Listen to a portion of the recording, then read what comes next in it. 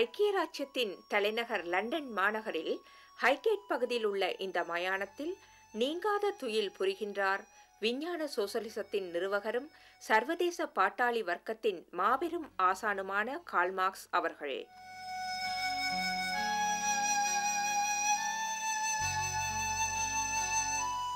தனது இறுதி காலத்தை இந்த வீட்டில் கழித்த கார்ல் மார்க்ஸ் உயிர் நீத்தது 1883ஆம் ஆண்டு.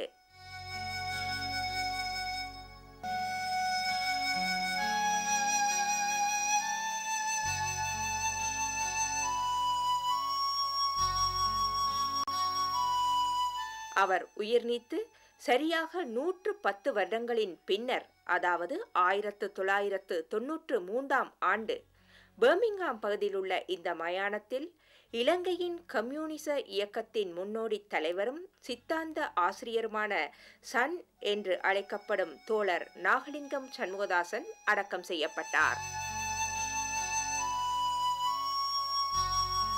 தனது இறுதி காலத்தை தனது மகளின் குடும்பத்தினருடன் இந்த வீட்டில் கழித்த தோழர் சண்முகதாசன் இலங்கையில் மாத்திரமல்ல, ஆசிய மற்றும் சர்வதேச கம்யூனிச வட்டாரங்களில் மிகவும் பிரபலமானவர்.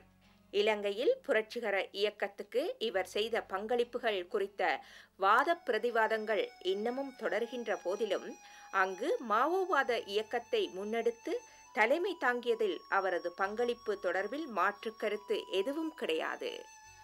1919 யாழ்ப்பாணத்தில் மானிப்பாய் என்னும் இடத்தில் பிறந்த தோழர் சண்முகதாசன் தனது பல்கலைக்கழக கல்வியை முடித்துக்கொண்ட அதே ஆண்டில்